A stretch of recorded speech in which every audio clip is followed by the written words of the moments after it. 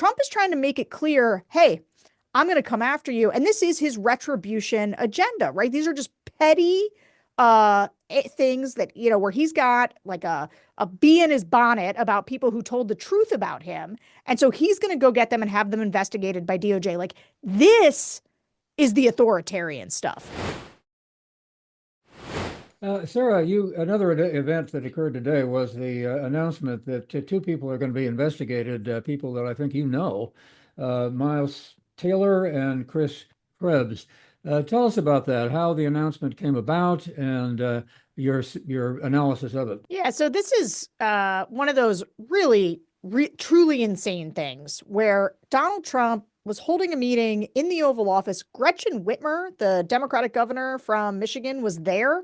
And she was there to talk about some military-based things in the Oval Office. But Trump makes her stand over to the side while he starts signing these executive orders with cameras on him. And he signs these executive memorandums saying that Miles Taylor, who was deputy in the he worked on immigration issues. I'm blanking on the name of the woman who was the chief at the time, but he was the guy who was anonymous. He wrote an op-ed in the New York Times. He then wrote a book. He eventually came out and said who he was, and was very critical of Donald Trump. And Donald Trump said that he was going to have the Department of Justice investigate him, saying that he was a traitor. And my favorite part was that he said he, leaked classified information, which after Signalgate, which we only stopped talking about because Trump was crashing the world economy.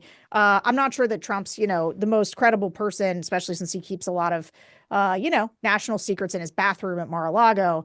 But him going after Miles, but most importantly, Chris Krebs. So Chris Krebs is a really good guy. He ran basically the cybersecurity around the 2020 election.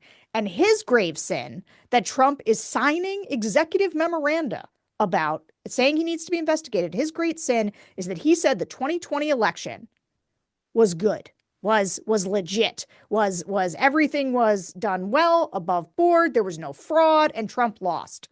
And the reason that this is so frightening and pernicious is that Trump is sending a signal saying that if you leak, which Trump's administrations are notorious for leaking, because leaking is one of the ways which people inside his administration curb his worst impulses, right? They put it out there. This was just a real feature of the first administration. Like, he's going to do this bad thing. You get the public reaction. That gets him off the scent, makes him stop doing the thing. Trump is trying to make it clear, hey, I'm going to come after you. And this is his retribution agenda, right? These are just petty things that, where he's got like a bee in his bonnet about people who told the truth about him. And so he's going to go get them and have them investigated by DOJ. Like, this is the authoritarian stuff. Like, it's not, these aren't close calls. These aren't the kinds of things that, you just say like, well, maybe no, this is not a close call. He's got the DOJ investing people who criticized him publicly, politically, and that's why he's after them. And it's one of those things that might get lost in the Trump pulled back the tariffs news, but it shouldn't, because this is the scary stuff. And what exactly are they being investigated for? Well, he accused Miles Taylor of treason and leaking classified information. I'm not sure he had a clear accusation on Chris Krebs. Chris Krebs did, I don't think Miles did either. I think Miles is just guilty of criticizing Donald Trump and saying things while he was still working there. But Chris Krebs, that is outrageous. Like, this is him going after Chris Krebs just because he said the 2020 election was free and fair.